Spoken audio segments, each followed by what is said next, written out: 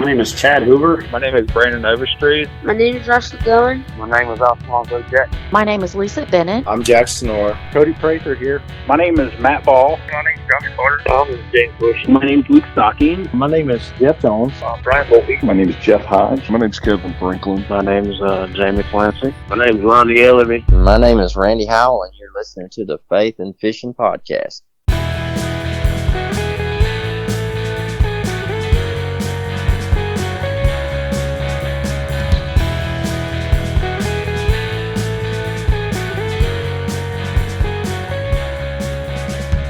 Hey y'all, welcome back to the Faith and Fishing Podcast.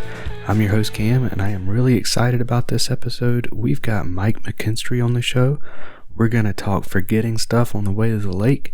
We're going to talk about an awesome pair of sunglasses, and everyone is finally feeling better here at the Steele household. I didn't do a lot of fishing since last episode, but it has been awesome being able to spend time with family. I'm trying to appreciate those times when I have to stay home from work because a little one is sick, because that means I get to spend all day with him. But yeah, we have a lot to get to this episode, so let's get everything started off with Learn from My Mistake.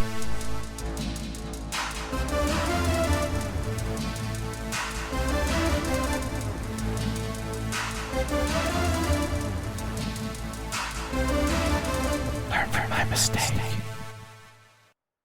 PFD paddle seat. Each of these things is an absolute necessity when I go out on the water. Want to know what else all of these things have in common? At one point or another, I have made it to the water and realized I forgot to bring them. Now don't get me wrong, there are other things too that I have forgotten, from hats, sunglasses, a particular piece of tackle, mounts, fish finder batteries, pliers, net, you name it. But these other things were inconvenient at most. But when I realized I forgot my paddle, that meant no kayak fishing that day. So obviously my mistake was leaving important gear at home.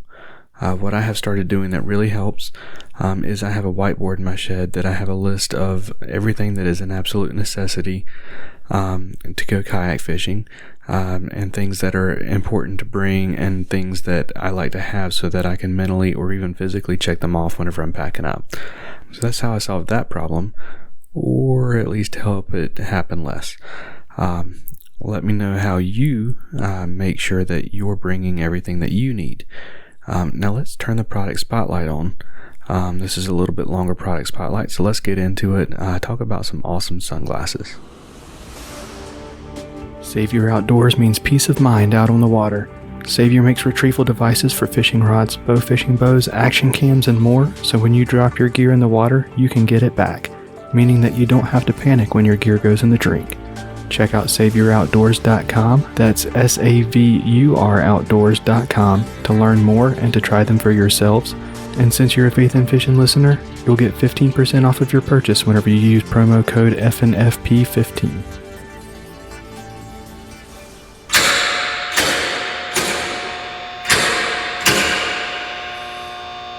In the last episode, we shined our product spotlight onto the floating sunglasses retainers from Atollas Gear. This time, let's talk about the sunglasses that are being kept afloat by those retainers. I've tried a lot of cheaper sunglasses over the years. I used to use the Yum brand of sunglasses that I could get from Walmart for $5, and I liked them. But they never really lasted long, and then eventually got to the point where I just couldn't find them anymore. I recently started looking for a pair of sunglasses that would last, because I got tired of them not lasting. Either they would start falling apart, or they would eventually get to the point where I just couldn't keep them clean, and eventually decided that it would be cheaper in the long run to buy a nicer pair.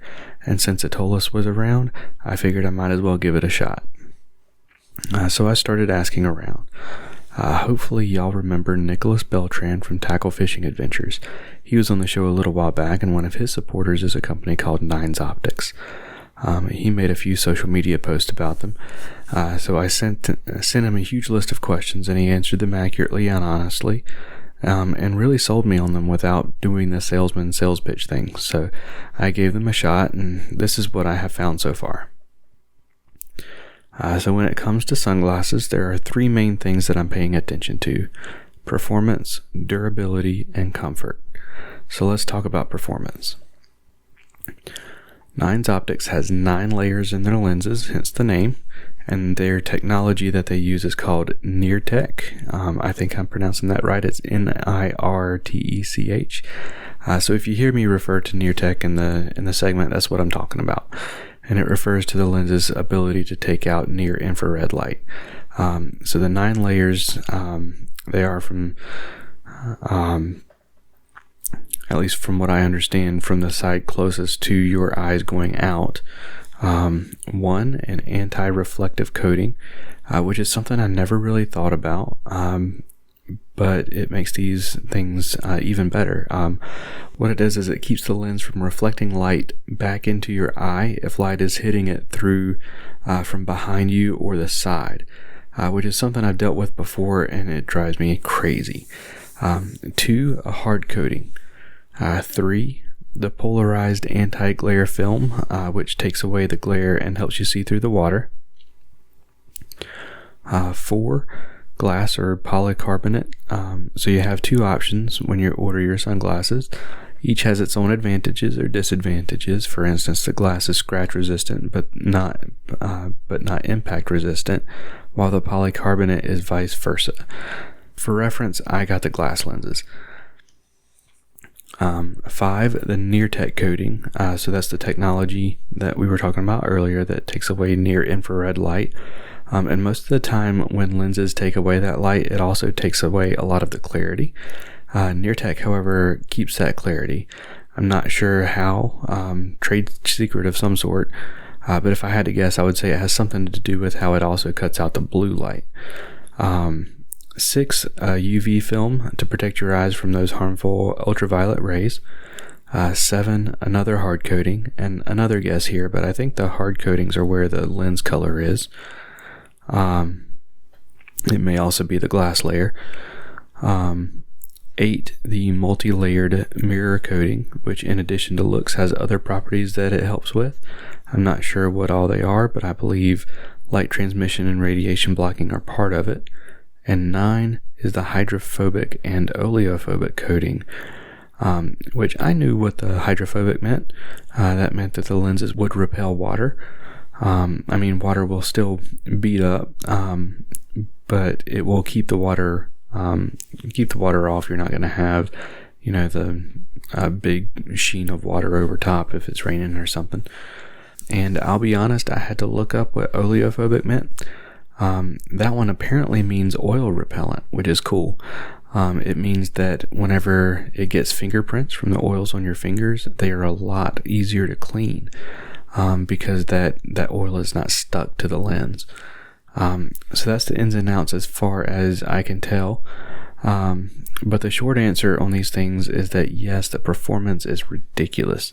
Wearing them on the beach last weekend, they cut out glare from the water so very well. And the first time I looked through the water at the lake with them a few weeks back, I felt like I could see everything. Hands down, performance-wise, the best sunglasses to ever sit on my nose. Now, durability, I'll be honest, I'll have to let y'all know on this one. This has been the downfall of most other brands I've tried. I've only had these a little over a month, so I can't really vouch for durability other than to say so far they feel like they did the day they arrived.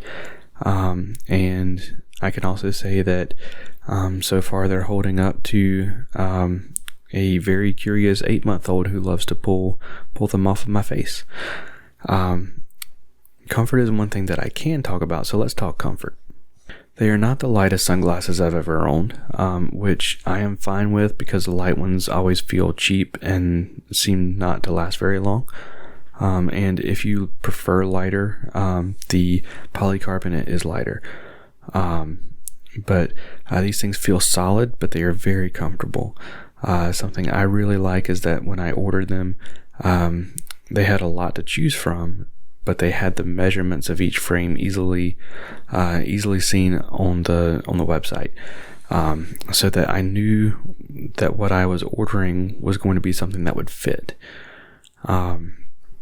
We've talked about it before. I've got a big old head, so knowing it would fit before it got to me, even without trying one on, was awesome.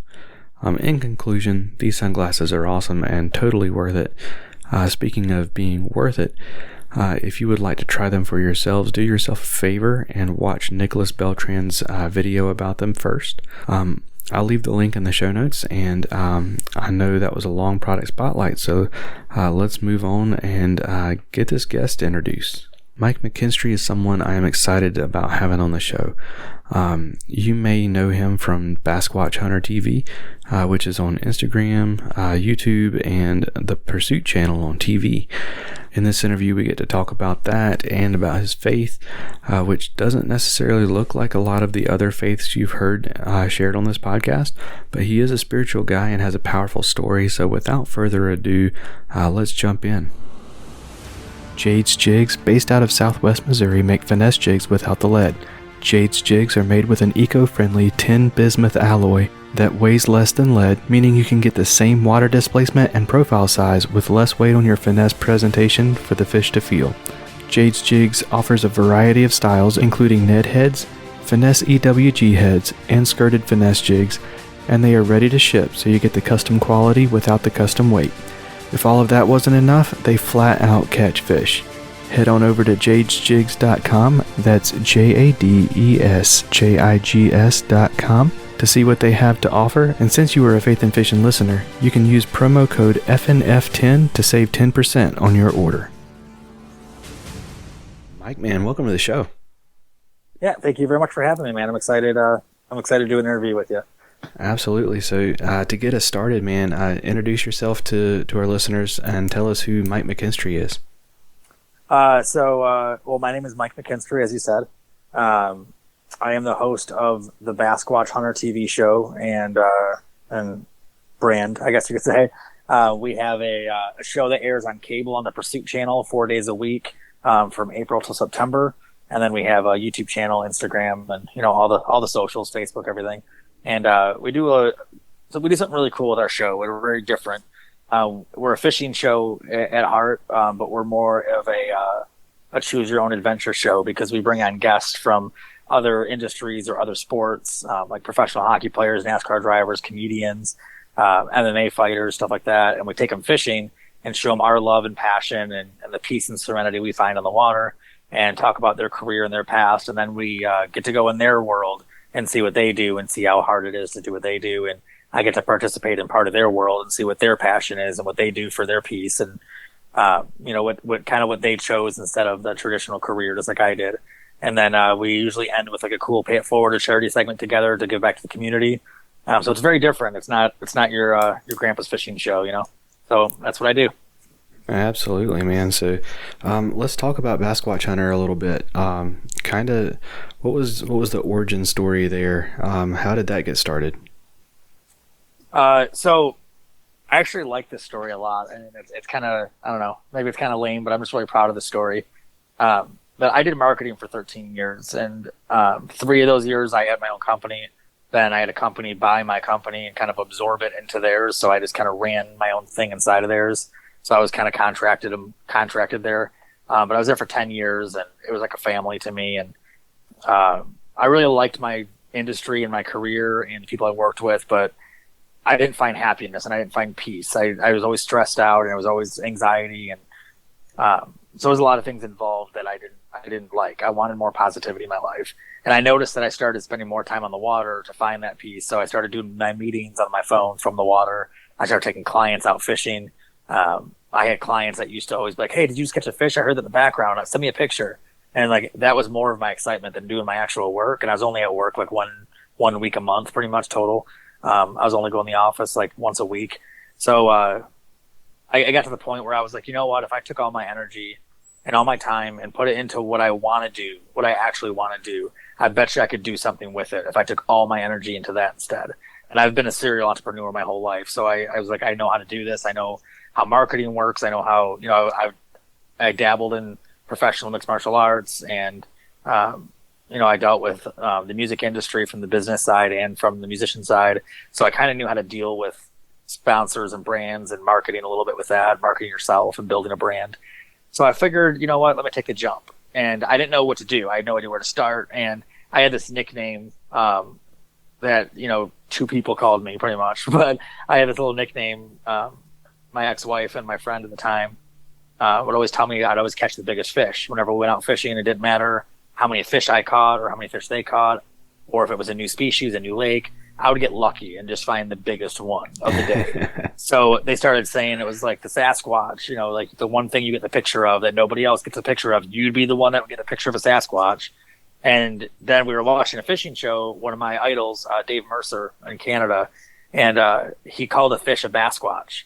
And there was like an aha moment. Like everybody in the room looked at me and they're like, "That's it." And I was like, "Yeah, I totally agree. That's it." And it all happened at the same time. So it was just one of those things where I couldn't avoid the puzzle pieces aligning on their own naturally. And I was like, all right, this is going to happen now. Like the name is I hunt the Bassquatch. That's what I do. So I'm going to call this Bassquatch Hunter. And my goal was to make sure that I was going to be on TV eventually and that people looked at my YouTube channel, not as YouTube videos, but as episodes. So I added TV at the end of it so people knew it was more of a program, and I wanted to make episodes. And it started out with me just wanting to show people the adventures I was on. That's how the whole thing started. Is I've never even been in a fishing kayak before until 2016. And my bass boat was costing me thousands every year in repairs and maintenance, and it was just a pain. My ex-wife didn't want to learn how to back the boat up or dock it or anything, so I had to try to launch myself and dock myself, and it was such a pain. It took a lot of like the peace out of fishing for me. It was just so much work to go fishing where it wasn't the relaxation I needed. So after, you know, years of beating myself up over the boat, then I was like, you know what, I want to get one of these fishing kayaks I keep on hearing about. And I bought a brand I've never heard of because I like the seat and I like the way it was comfortable, and that's pretty much all I cared about at the time. And it looked like it was the biggest one I could find, so it looked more like it had more room like a bass boat. And 2 weeks later, I sold the bass boat. I started Bassquatch Hunter TV on YouTube and Facebook and decided that was my new career. And that was literally like how it started. I went into work and said, "Hey, I'm going to put my 2 weeks in," and they kind of laughed and said, "We know, like we knew you weren't going to be here that much longer, and good luck with your fishing stuff, and you know, wish you the best." And I had 7 YouTube videos and 35 subscribers, and that's literally when I quit my job. So it was one of the biggest risks I could possibly take. It was the biggest blind leap of faith, and I figured if I just worked as hard as I knew I could, then it would work. So I believed in myself enough and had a good support group and did it. Absolutely. And what was the transition from YouTube to cable TV like? So it was funny because I was filming YouTube videos for 1 year. That was it. And I was at a fishing show working with one of my sponsors at a fishing show. And this guy came up to me and he had a, big professional camera and tripod and, looked like he was part of like a crew. And he walked up to me and said, "Hey, I love fishing. I love kayaking. I'm filming this event, the fishing show, and, making a video for that." I'm like, "Oh, that's cool." And I said, "I make YouTube videos. You should check them out." And he went on his phone and started looking at one. I was like, "Oh, okay." And he's like, "You did this yourself?" I'm like, "Yeah." He goes, "Who filmed it?" I'm like, "I did." He goes, "You filmed it?" I'm like, "Yeah." I set up cameras and trees and stuff like that, and then just like kayak in front of him. Like I was trying to be as creative as I could. And he's like, "And who edited this?" I'm like, "I did." He's like, "So you did this all yourself?" And I said, "Yeah." And he goes, "Okay, I want to work with you." He's like, "I have a production company. I would love to work with you." He goes, "I love fishing. I love the outdoors." And he goes, "And the passion and drive you have," he goes, I want to work with this. Like, I want to be around it. And he's still my producer now, 5 years later, 4 years later. But he pushed me to make it more serious. And after a year of doing YouTube videos together, then we started pitching ideas around about streaming networks and kind of starting on apps and starting kind of small just to see if we get a good reaction. And after 6 months on a streaming app, we got really, really, really good viewers or viewership. And it was just kind of one of those things where we had a company, a network reach out to us and just said, "Hey, we want to meet with you. We love your format. We would love to have you on our network." And, we actually had a couple reach out, to be honest with you. And we turned them down until one called me up and we talked, and they said, "I own the rights to everything. It's my show. I can do whatever I want with it. They have as long as I, abide by the FCC rules, then I can literally do whatever I want." And I was like, "Cool, we're done." And we went on cable. It was really weird. Like, we didn't really, search. We didn't seek it out. And it wasn't one of those things where we were trying to do right away. We thought it was going to be, a long process. We didn't know it was going to be, something that would get attention pretty quickly. And we came in the right place at the right time. And, it's crazy though, because cable going on YouTube is so much easier. It's like I always tell my camera guys and stuff, I'm like, I miss the days of editing and filming for YouTube because it was so much easier. The process of the FCC, the process of cable, the process of just making the whole thing happen is just so crazy. And I edit my own episodes by choice, not because of I need to, but we had an editor for a while, and I just really enjoyed doing it myself. And I thought that I was more personally connected with the episode, so I wanted to deliver the final product. And I've always been in video editing and music editing pretty much my whole adult life. So I edit my own stuff, and just so much more goes into the editing process when it's for YouTube. It's just so simple. It's just you can put out whatever you want. I mean, nobody's telling you what to do. There's no guidelines. There's no restrictions. There's nothing. If I have a typo on something on the cable show, it's like 6 people get involved. And it's like a fiasco. It's like a big thing, and then there's deadlines, and there's so many different things, and you're trying to constantly grow your market, and it's a lot. But it's amazing though. It's a great adventure. Absolutely. And so talking about the show, what kind of what's the typical format look like? So like I said earlier, almost every show we have the same format, but we pride ourselves in every adventure being unique. So you could watch 3 episodes, 5 episodes, 2 episodes, however many episodes you want, more than one, and you won't see any similarities besides the fact that there's fishing involved and a lot of adventure and fun. That's the only similarities you'll find in any episode. We've done episodes with fishing out of seaplanes. We've done NASCAR. We've done zip lining over gator swamps. We've done, like I said, professional hockey, NASCAR racing, firearms experts, firearms factories. We even did a sausage factory, like a how it's made kind of thing, of how they make sausage and hot dogs. And then we used hot dogs and sausage as bait for fish. And then we donated 160 pounds of that sausage to a homeless veteran shelter. So you never know what you're going to get in our episodes. So the first segment, 99% of the time, is always kayak fishing, where we take our guest out. And then the second segment, 99% of the time again, is us going into the guest world and showing off what they do in their career. And I throw myself head first and try to keep up with them and do what they do, whether it's playing hockey against a pro hockey player or racing against a NASCAR driver, wrestling with a WWE superstar, which I just did last week, and I'm still sore from it. That was the hardest thing I've ever done, for sure. Like the hardest thing I've ever done for the show. The most physically demanding. I'm still bruised. I got hit with a metal chair. Like it was like I fully got submerged into in less than an hour of training. I got thrown into an actual like setup match, and it was pretty entertaining. I can't wait to share that with everybody. And but that's what's cool about our show, is that you never know what's going to happen.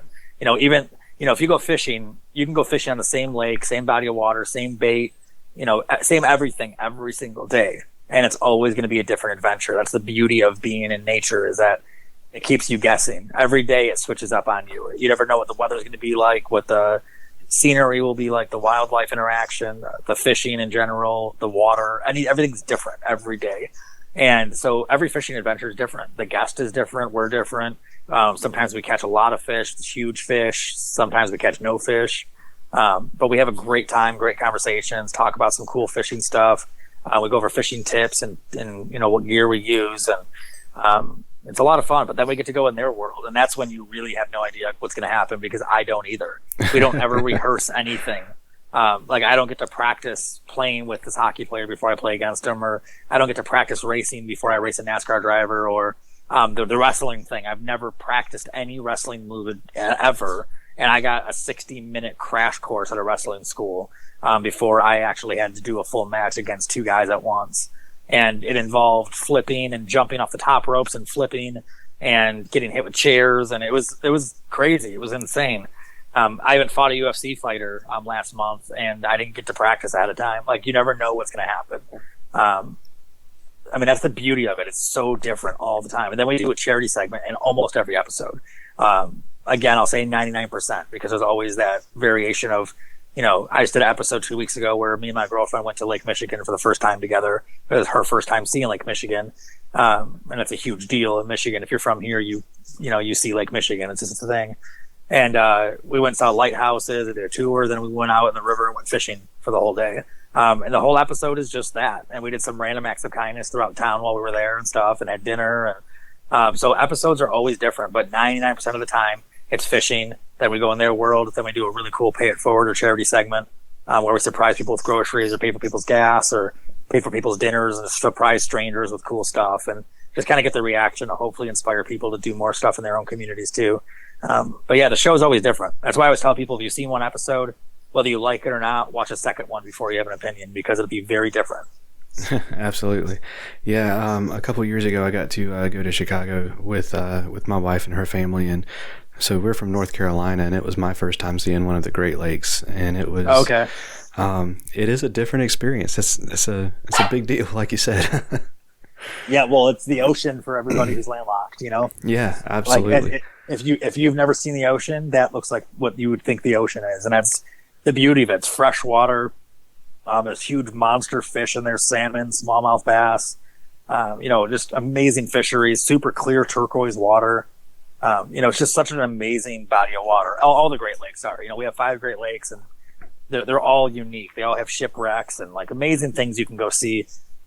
And it's just a cool experience. That's why I wanted to share it with everybody in the show. Is it was our first time going to Lake Michigan together. It was her first time seeing it, so all the reactions are authentic. And I mean, her joy and happiness on camera was incredible. It made everything better. I mean, she starred in that episode for sure. It was incredible.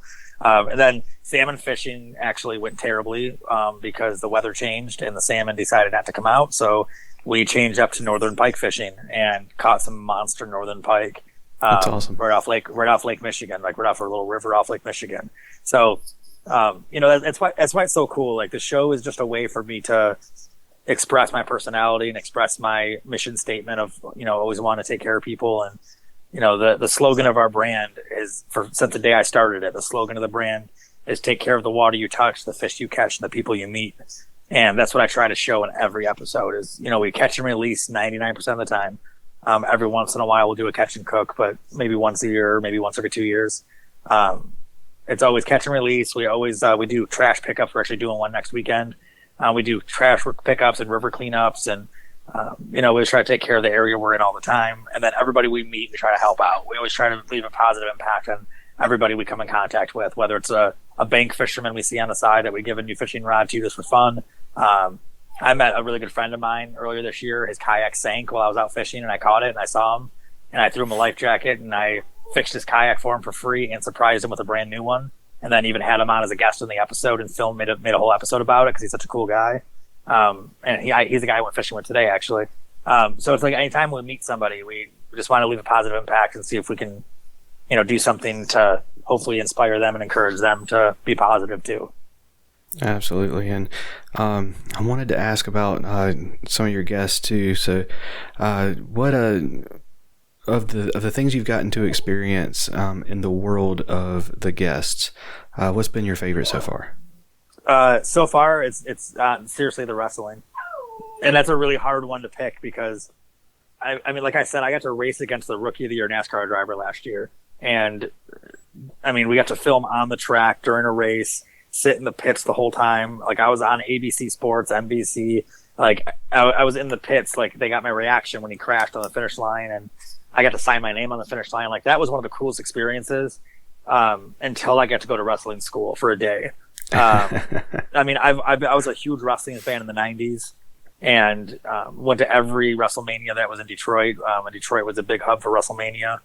And I don't know, I'm really big into the documentaries about the wrestlers and their life stories. And it was just so cool to not only work with a WWE superstar and, someone that I remember when he got introduced in wrestling like 10 years ago or 12 years ago. And now I got to work with him, but seeing how much actually goes into it, it was like unveiling a secret little room behind a curtain. I was like, oh, this is how it, like, everyone knows it's choreographed. Everyone knows that the moves are real, but the two people or however many people are involved all know what's going to happen ahead of time. But you don't realize how hard it actually is to fake everything. It's harder than it is to do it for real. Like, I did mixed martial arts for 11 years, and that's unscripted. Like when you're in a cage fighting somebody, you're going off of reaction and instinct, Right. because you don't know what's going to happen, and either does the other person. You're just seeing who can react faster, pretty much. In wrestling, it's 10 times harder because everything's planned, so nothing can go wrong. And if you accidentally do something the wrong way, not only can you or someone else get hurt extremely bad, like really bad, very easily, but you have to keep on going if you make a mistake because the other person has like a whole routine planned. It's like two dancers, but you're fighting at the same time.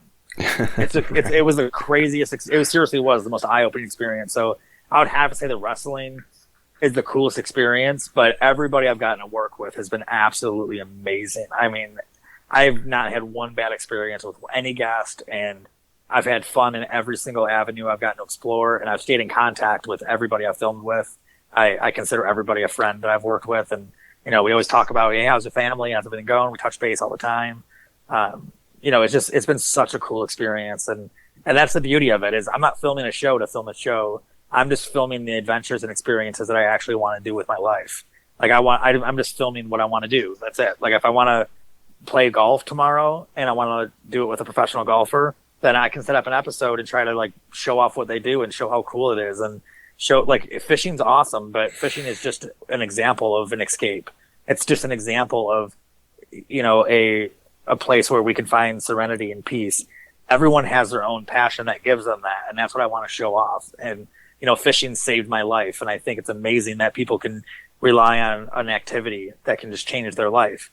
And someone might have tennis as their activity, their passion that they quit their job for at one point that they do for a living now. And I want to show that off to people.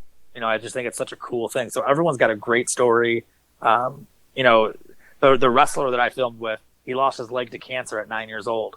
And he was the first WWE superstar with one leg. He was the first American Ninja Warrior contestant with one leg. He's a motivational speaker now, and he competed with people like Brock Lesnar and Roddy Piper and Hulk Hogan with one leg. It's just like, that's awesome. It's so inspiring to work with all these people. So it's hard to pick a favorite, like overall, but favorite experience. I mean, maybe it's because it's most recent, but the wrestling one was just, I felt like a little kid. Like I was so happy to do it. Like beyond flying in a fighter jet, if I ever get to do that, because I'm a huge Top Gun fanatic. So if I get to fly in a fighter jet, I think that would nothing would ever top that. But until then, I think the wrestling thing was pretty much it. That's awesome.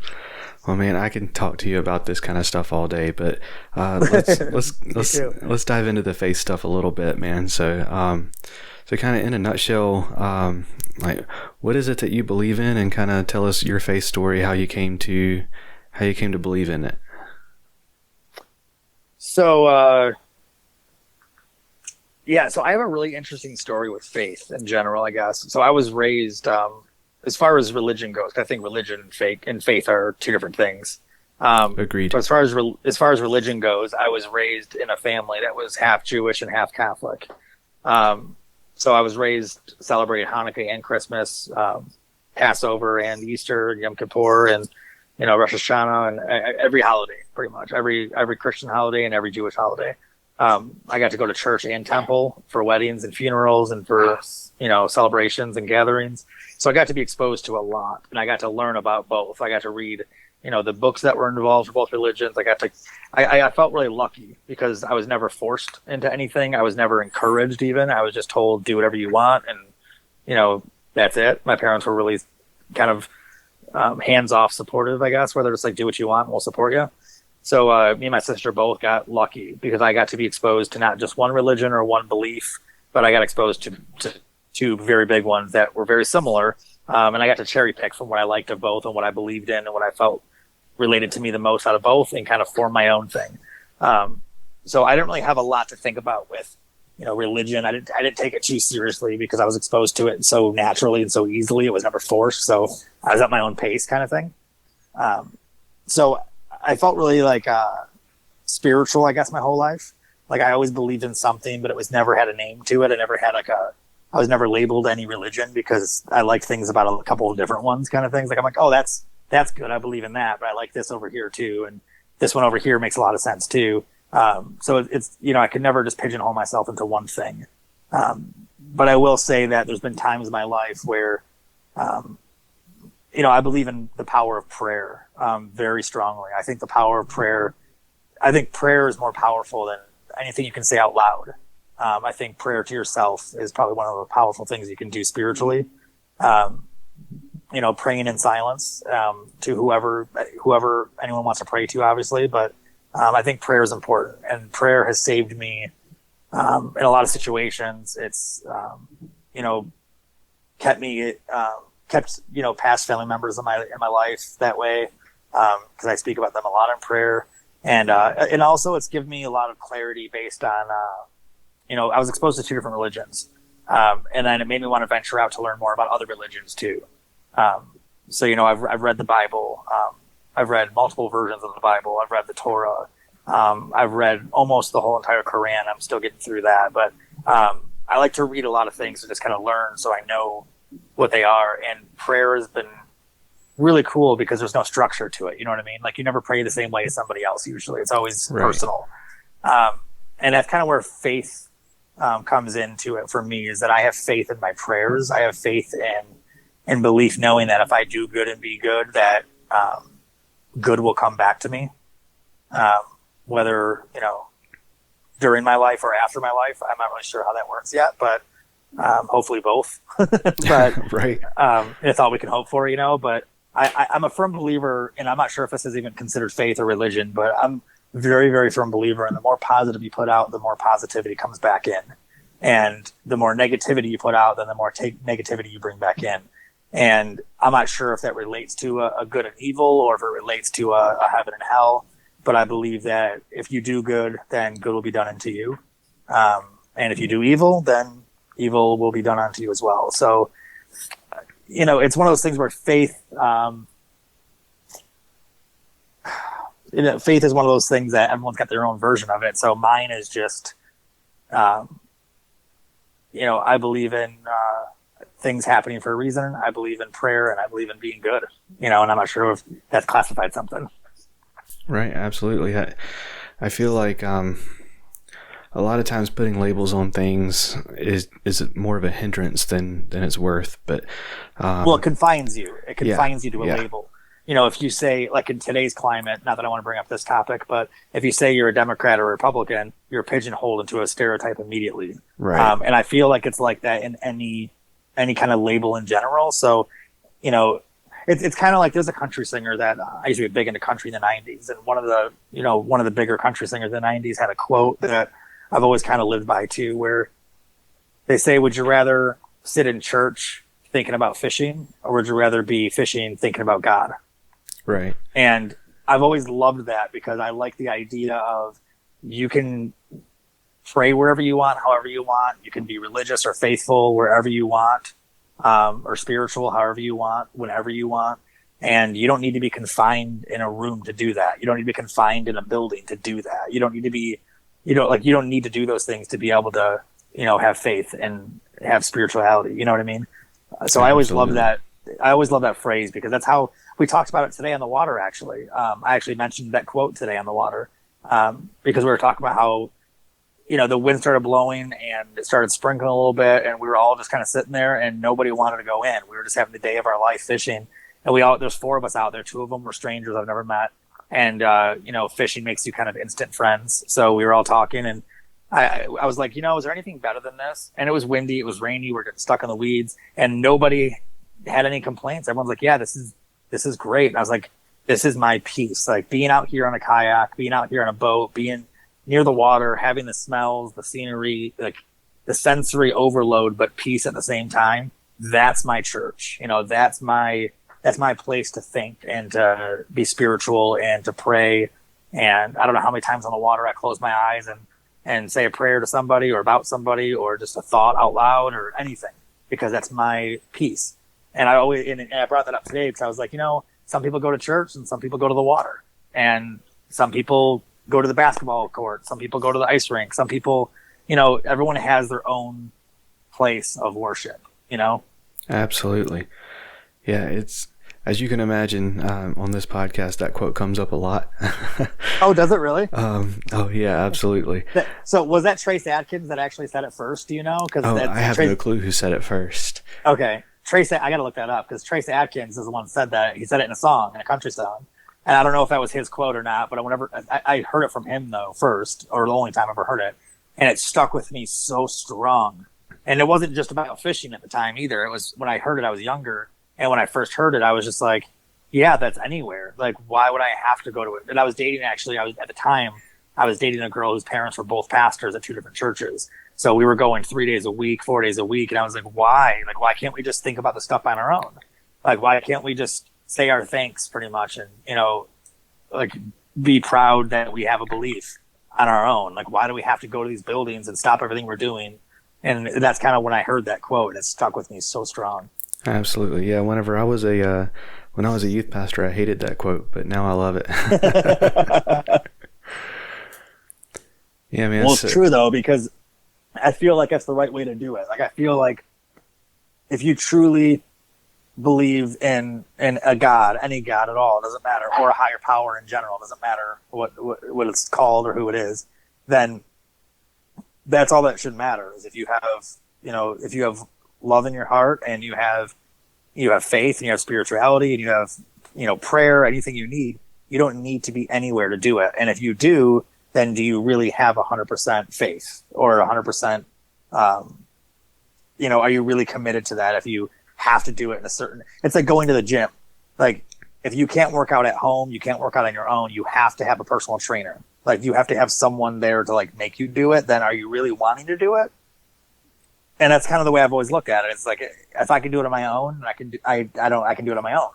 I don't need, I look at church like a personal trainer almost, like it's guidance. And that's what I've always taken away from all the churches I've been to. I've been to so many different kinds of churches over the years. And, my takeaway has always been that it's like the classroom. That's where you go to learn. That's where you go to get refreshers and stuff like that. But other than that, you can study on your own. Right. I definitely get that that way of thinking for sure. I have heard many sermons on why church is important and everything. And I mean, a lot of it is like, having a group of people together and spending time together with other believers is important. But I mean, but we spend too much time. I don't remember who it was. I heard somebody call it a stained glass aquarium, and Christians spend too much time in that aquarium and not enough time out in the world. Just being love and spreading love and all that good stuff. But yeah, exactly. Yeah. It's like fishing. It's better to go fish with a bunch of buddies, and it's fun to go get your group of like-minded people and be all together and talk about fishing. But every once in a while, you can't go to the same body of water every day with the same group of people. Like, you have to spread the message. You have to get out and spread it on with others and tell others in other bodies of water how much fun it is, and then bring them to your group. And then, you got to constantly keep growing your group and growing and spreading your message. And that's what I feel like it's what anybody who wants to spread positivity should be about, and that's why I do my show. I mean, it really is that's the reason why I do my show in general at all, is I want to spread my message. I want to grow my platform. Therefore, I have a larger audience to spread my message to. And that's how I look at any religion, to be honest with you, is it shouldn't be done in like you said, an aquarium. It should be done in the ocean. It should be done in the open. That way you can share it with everybody. You can, share your love for fishing or for God or for tennis or whatever it is, but you can share that with everybody around you. And if you're truly passionate about something, then you should want to share your passion with other people to help them see your passion and maybe inspire somebody passionate about something too. You know what I mean? Absolutely. Yeah, man. Well, I want to, there's a couple questions that I always ask all of my guests, and I want to make sure that I get a chance to ask that for you. Yeah, I apologize. I talk a lot. I should have warned you. Oh, no, that's all good, man. It makes my job easy. That's what everybody says every time I do an interview. They're always like, "You're really easy to interview because you just talk." And I'm like, "Yeah, but sometimes it's too much. I get it." For sure. And I'm not a talker. My gift is sharing other people's stories and giving them a platform. So I love it whenever I don't have to do as much of the talking. That's awesome. That's a great fit then. Yeah, man. But yeah, what fishing story or memory means the most to you? Oh, man, there's a couple. The first one that comes to my mind, at least. So last year, not to make it too deep here, but me and my dad don't have a great relationship. We've never, like, I didn't grow up fishing. Like, my family's not into fishing. My dad never took me fishing as a kid. Like, it's not like a thing and none of my family's into it. Which is strange because most people get their start by fishing with their dad or their grandfather. But like I fished at family reunions when I was like 5-6 years old for bluegill with using bread and chicken and stuff, but I was doing it by myself. Like nobody was there with me. Like it was just my thing to do alone was fish. And it became kind of my security thing to do when I was a kid and I was alone because I felt like, I would focus on fishing so much I'd forget about that I was alone.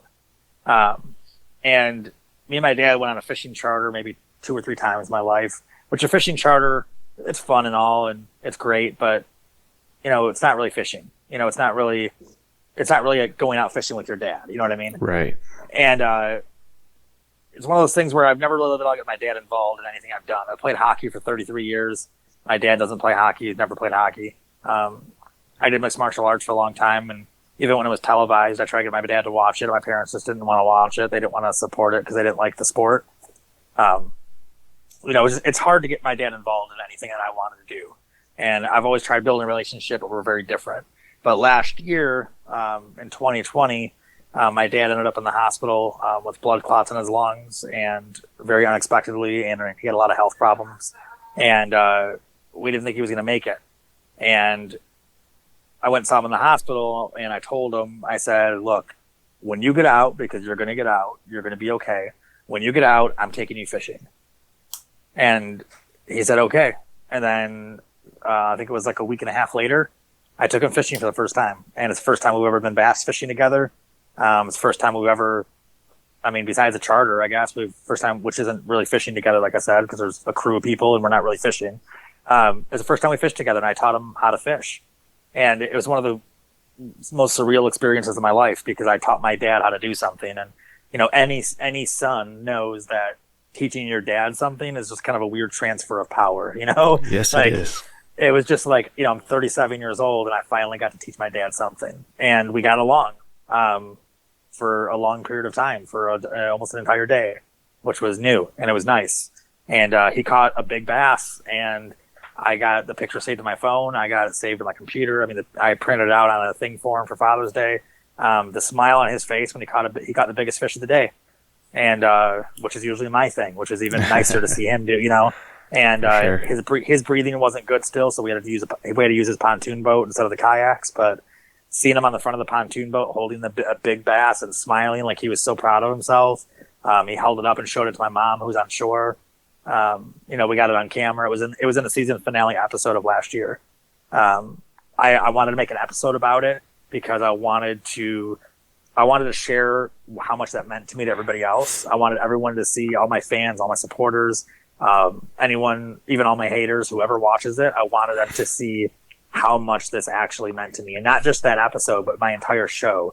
Like, that was my way of showing, like, this is what means the most to me. Like, this is what I want to share with everybody. This is who I am.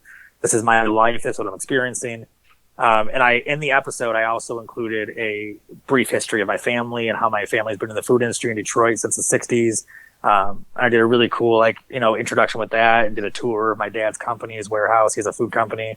It was all family. It was all like my family history. And it ended with me and my dad donating, 200 pieces of chicken and a bunch of stuff to a homeless veteran shelter in Detroit. And, we got to do something that I love doing, which is charity stuff. We got to do that together too. And, that was, I don't think I'll ever have a better fishing experience than that. I really don't, because that wasn't even about the fishing to me. That was like I said, it was almost like passing the torch. It was almost like me and my dad might not ever have a great relationship, but we have that. Right. We had a moment where I got to share my passion and my love for something and teach him how to do something. And he got to see why I loved it. I think it's the first time he's actually understood why I do this for a living. I think when he caught that big fish, I saw it in his face, and I was like, you get it now. Like, now do you see? Like, I get to do that all the time. Like, that's my goal of my job every time I go to work, is to have that reaction and that emotion and that feeling that you have right now when you caught that fish. And I think we had like a moment without having to say it. And it was great, and not a lot of words were said that day. Not a lot of words were said about that day, even afterwards. But I know what it meant to both of us, and our relationship has changed since then. I don't want to say it's 100% better, but I think we have an understanding and respect now. And I mean, that's what fishing brings you. Fishing is just a vehicle to bring so many different ways of peace and sanity to a chaotic world. And this is one of the ways that I use fishing for my therapy right there.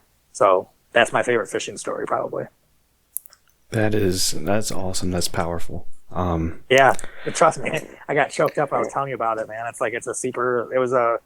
it's immortalized. It's on YouTube. It was on cable TV. And you know the best part about it? This is like the cherry on top. So we won a Telly Award last year, which is the television awards. We won a Telly Award in outstanding excellence in the sports category. And our first year on cable, and our first year we ever got nominated for an award at all, and we won. And we were against ESPN and HBO Sports and, big, Major League MLB and NHL and like big organizations. They had videos, and we won. And the episode that we got nominated for was the episode with my dad. That's the episode that won the award. So when I won the statue, it took a few weeks for them to ship me this, amazingly heavy, like 7-pound big statue. It's made by the same company that makes the Oscars and the Emmys. I mean, it's the same thing. So this is the 43rd or 42nd annual award. So, I mean, it's a big award show. I got it in a big velvet box. And before I even put it up on a shelf or anything, I drove to my dad's house, and I actually filmed the whole thing as a vlog of this on my YouTube channel. I filmed the whole thing. I went to my dad's house and said, Dad, I got to show you something. And I let him open it up and pull the trophy out and hold it, and told him hey, this is from our episode. This is, not only did we do something great, but we were rewarded for it. Like, everybody loved it. It just made it so much more surreal to both of us. I think that what happened when we went fishing was deeper than fishing. It made an impact on people. It made an impact on an award show committee in Los Angeles, and we ended up winning an award because of that episode. So that was the cherry on top for sure. Absolutely. Well, man, we do a segment with all of our guests every episode called "What's Your Favorite," and it's self-explanatory. But I ask your favorite in a few different categories. So let's jump into that. Sounds good. So, since you've read so many different religious texts, do you have a favorite scripture, and that can be from any religious text? Yeah, I wouldn't call it a scripture. It's more of a quote. But yes, I don't know if this qualifies actually, because there's a lot of quotes out of the Bible that I'm actually really passionate about. Can I give you a multiple answer on this one? Sure, absolutely. Because there's too many that came to mind that mean a lot to me. One of them, I'll give you two. One of them is every sinner has a future and every saint has a past.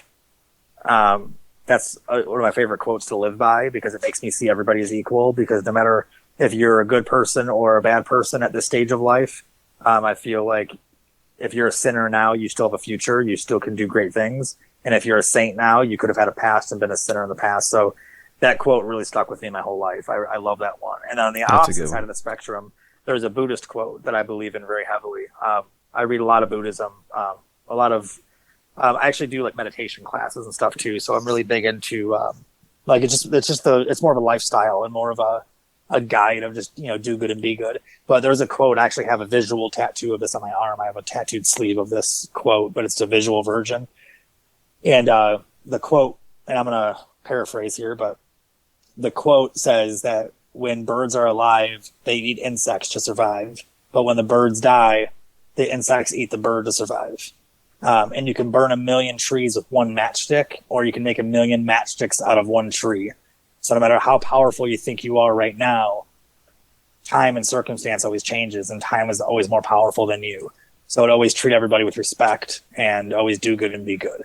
And that quote has literally been like my mantra my entire life, because it's like treating the janitor the same as the CEO. And, you know, even in high school, you look at the kids that were nerds and now they're the leaders of industry that you have to work for. And, you know, you never know when time changes. So even when someone's weak and you talk down to them or look down on them at all, they could be stronger than you in 2 weeks or a month or 10 years, and you would have wished you treated them equally. So you always treat everyone 100% equally. You always do good and be positive. And that way, when time and circumstance does change, then you still have that positivity coming back to you. So that quote was very big in my life and still is to this day, very like influential in my life. But both of those are. I love being reminded that even bad people who do bad things can still be good people, and even good people can still do bad things. And I really like that remembrance of it. So Absolutely. And to kind of narrow it down to the Bible on this one, do you have a particular story from the Bible that's your favorite? I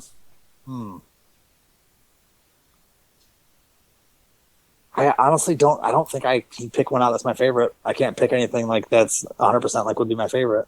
There's like little quotes that I like here and there, and that's Right. kind of what I pull from it. Okay. All right. So, what is your favorite fish to catch? I would say smallmouth bass, just because we have a lot of them in Michigan and there's not a lot of them around the country. So it's something kind of exclusive to the north for the most part. And they're one of the most aggressive freshwater fighting fish that you can get pound for pound. So I love them. Absolutely. I tell people all the time I'm still waiting on my first one, but it's going to come. You got to come up here, man. We have Lake St. Clair 45 minutes away from here. That's where they're all at. I mean, the lake that behind my house actually has, 20-inch smallmouth all day too, but St. Clair is where you get the heavy ones, you get the bigger ones. Right. I hear you. So what about your favorite fish to fish for then? My favorite fish to fish for? Yeah. So not necessarily catch, but just fish for? Right. Honestly,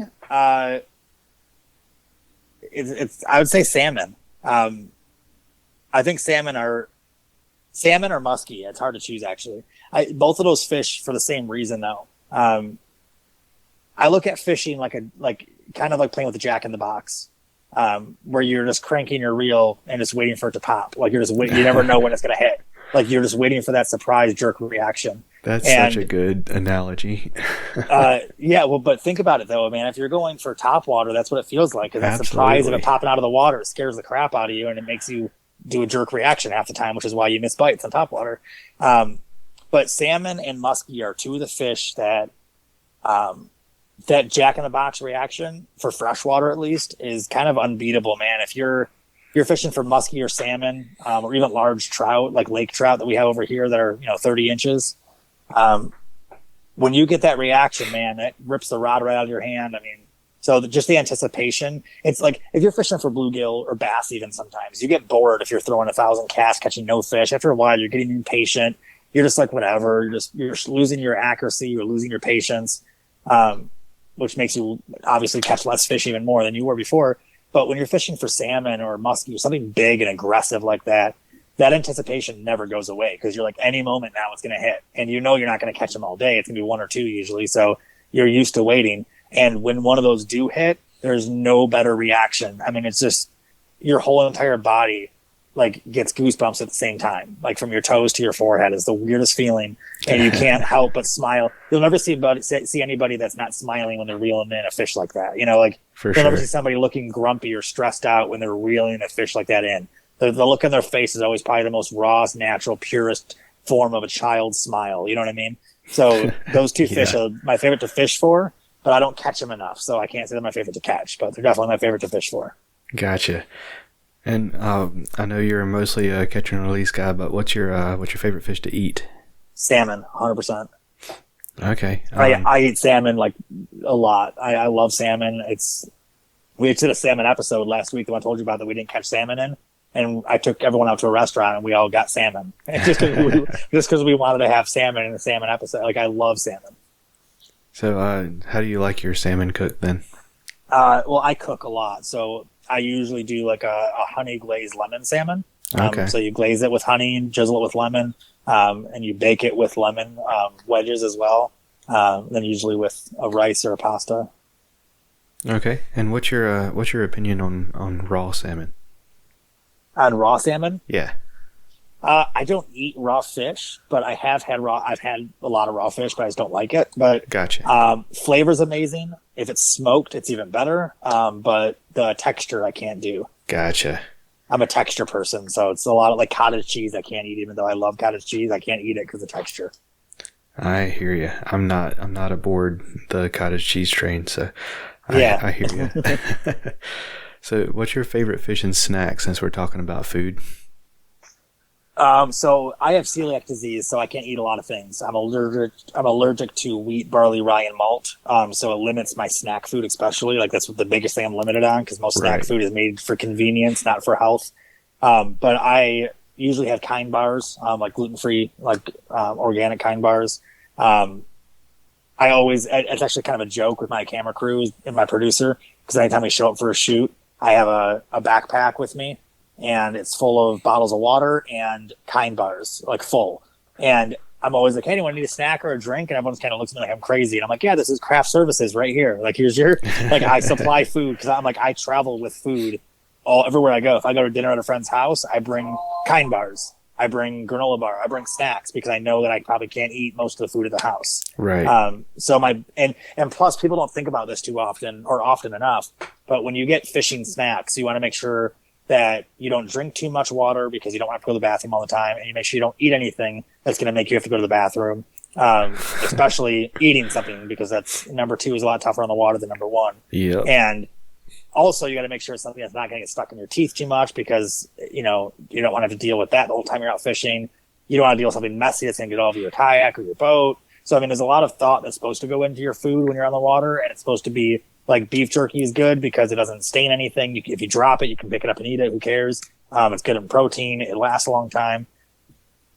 Trail mix, stuff like that. Those are the fishing kind of snacks. So Kind bars is definitely my number 1 snack. Awesome. What about your favorite body of water to fish? I'm not going to ask for GPS coordinates or anything, but what about a body of water? What's funny is I film every episode on public waters, and I don't hide them from people. So I'm not one of them. It's funny. People laugh at me all the time about this because they think I'm like joking when I tell them where I catch fish. And they're like, no, seriously, where? I'm like, I'm telling you that like I'm not one of those people.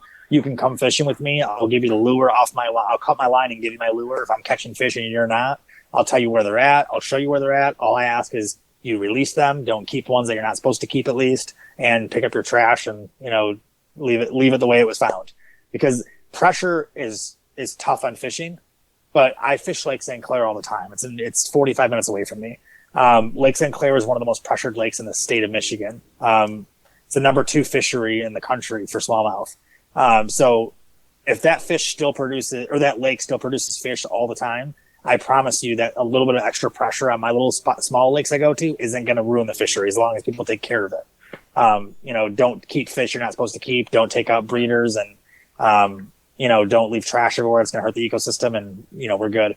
So I would tell you my favorite spot. My favorite body of water to fish is the lake I grew up on. My parents still live on it. It's called Cedar Island Lake, and it's 166 acres, so it's not big, but it's got 9 canals. It's got 4 bays. It's got a river system and a dam, and two sandy islands underwater that are all sand drop-offs, and those hold 20-inch smallmouth all day. There's 48 to 50-inch pike caught there every year, all the time. There is master angler size walleye, or not walleye, crappie. There's perch. There's rock bass, master angler size rock bass, bluegill, sunfish. It's an amazing fishery, and it's only 166 acres, and it's a small 5-spot launch. So it's a really nice feel. You can literally get off your kayak and walk up on shore if you're in an emergency or need to do something, and no one yells at you. Everyone's so nice on that lake, and it's just my kind of environment. It's just a really nice, peaceful spot. Absolutely. What about your favorite lure to throw? So I'm a big finesse fisherman. So it rotates between finesse baits depending on the season and the body of water, but it's finesse baits overall. Right now, my number one finesse bait is the Berkeley Power Worm, and that's tequila sunrise color. It's purple and pink, and it's 4 inches, I believe. There's a little ribbon tail on top. Perfect, like little Ned rig style bait, and I think I've caught probably 9 species on that same bait now this year. Like it just catches everything. So if I'm targeting smallies, I catch them on that. If I'm targeting largemouth, I rig it differently and, throw that. Targeting pike, I catch pike on it and, everything. So it's probably my number one bait. Yeah, absolutely. I am still trying to get comfortable with finesse fishing. That's my weak point, but one of the sponsors of the show, Jade's Jigs, they make lead-free jigs, and they focus on Ned rigs and finesse stuff. So I've been learning, and I'm getting there, but I may end up having to call you to get some tips. Well, the best advice I'll give you, or anybody listening to this too, it's really simple. I did a video on this on YouTube too. Listen to music when you're on the water. And if you're with people, or if you don't have music with you, or you don't want to play music even, then tap your foot and just count, like you're doing it to a beat. And when you throw a finesse bait out and you have to let it sit and let it soak and let it marinate, that's the hardest part for finesse fishermen, is to let it sit, because you never know how long or when do you move it or how do you move it. So you let it sit for 4 beats or 8 beats, depending on what kind of music you're listening to, if it's fast or slow, but use the music to tell you when to move your bait. And then every time there's a change in the music, then you change the movement of your bait. Every time the chorus comes up to the song, you can make a game out of it. Every time the chorus comes up, you're going to move it faster. And every time the verse comes up, move it slower. If there's a guitar solo, you're going to move it to the beat of the guitar solo. But if you start out doing that with finesse fishing, then you start learning to let it sit longer than you would have normally. You also learn how to move it differently in different movements and different speeds, and you'll get different reaction bites that way. And then once you find one, you're like, hey, every time I move it like this, I catch fish. Then you just learned your pattern that you need to use on the body of water you fish with whatever finesse bait you're using. So music is probably the best tool you could ever use for finesse fishing. Awesome. I will definitely have to try that out. I'm usually not one to listen to music while I'm on the water, but if it helps me catch fish in the wintertime, I might have to do it. Yeah, dead serious. If you just if you listen to like a country song, country usually has like a good 4/4 beat, like it's pretty steady. And you can literally count like 1, 2, 3, 4, then you pop it, and 1, 2, 3, 4, you pop it again, and just move the bait to the beat, because it'll keep it in the water longer than you would normally. Awesome. All right, man. And last but not least, what's your favorite time of year to throw? Favorite time of year to fish? Fall time right now, actually.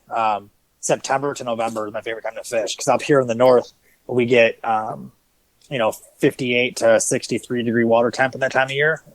Right today we're at 59 to 60 where I was at today. And the smallmouth get really active. The northern pike get extremely active. The largemouth, everything gets active.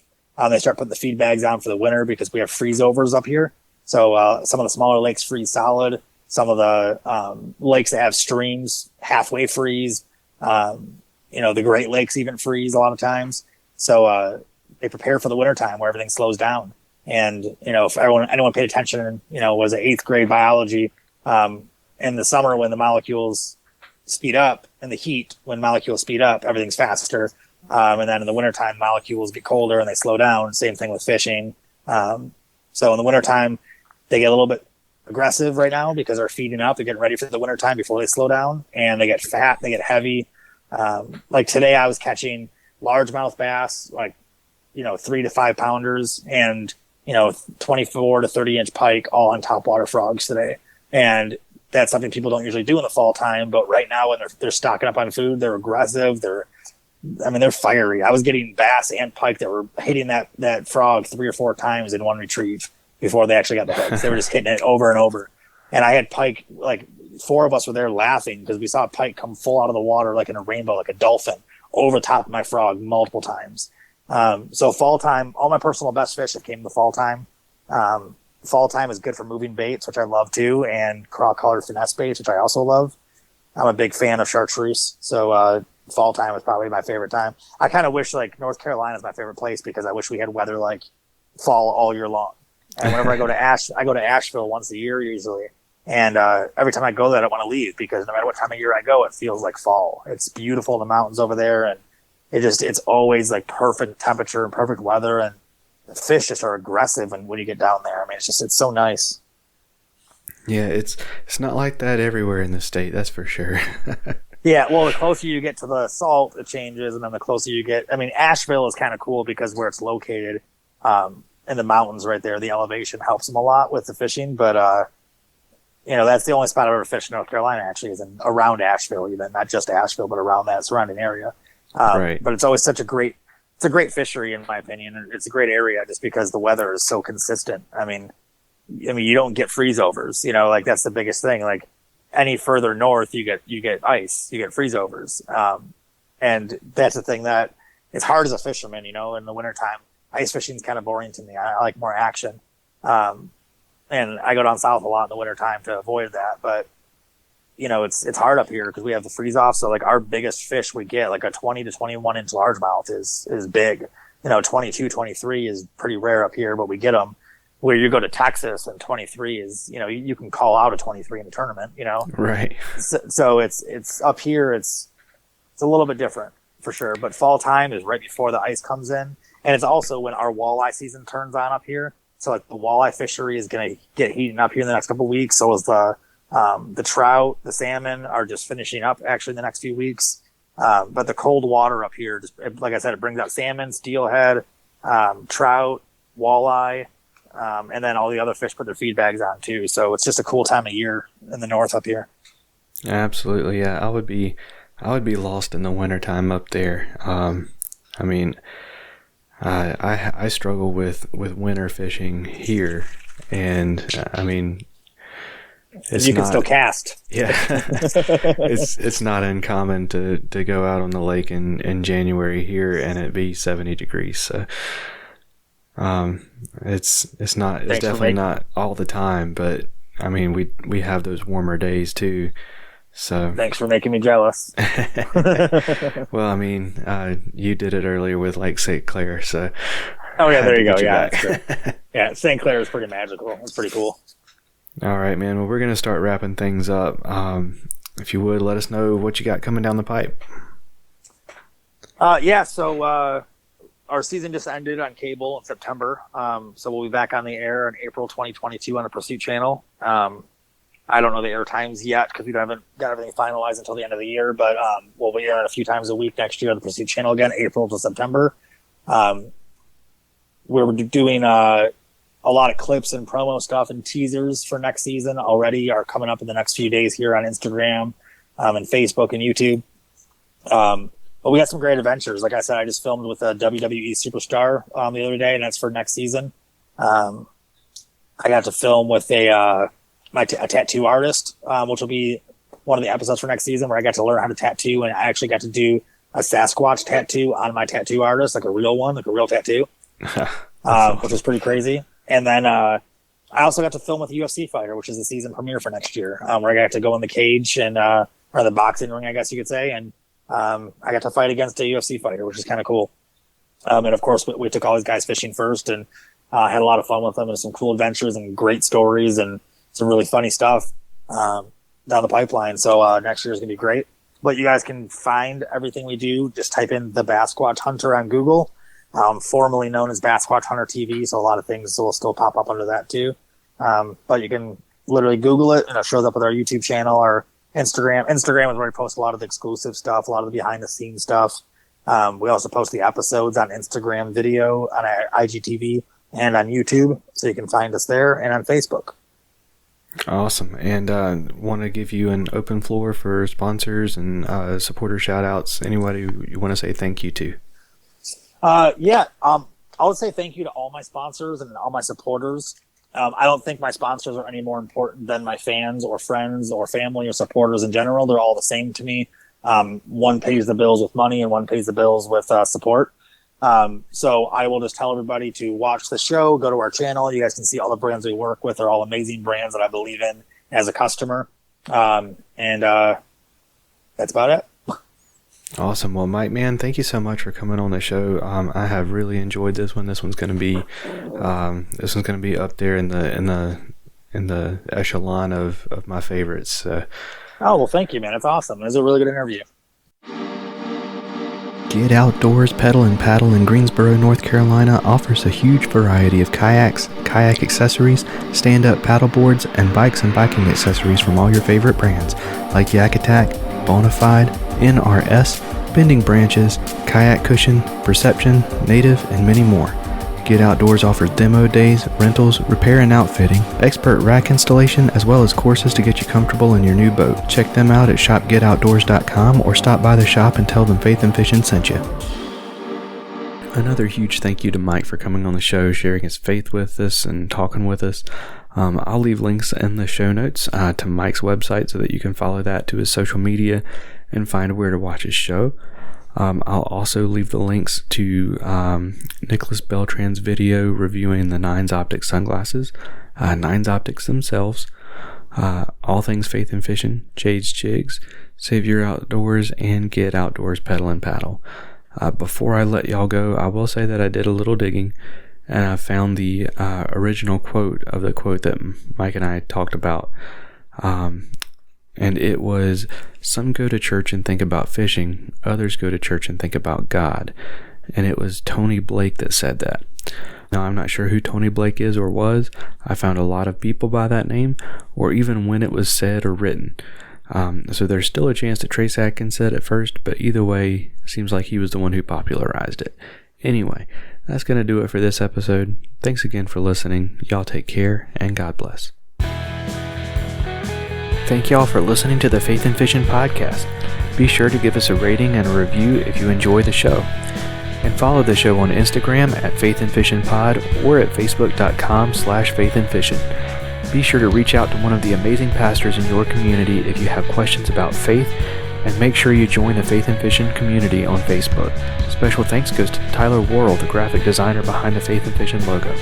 The Faith and Fishing podcast is produced by Cam Steele, and the music for the show is written, recorded, and performed by Jonathan Inthlanzy and Cam Steele. Thanks again for listening. Y'all take care, and God bless.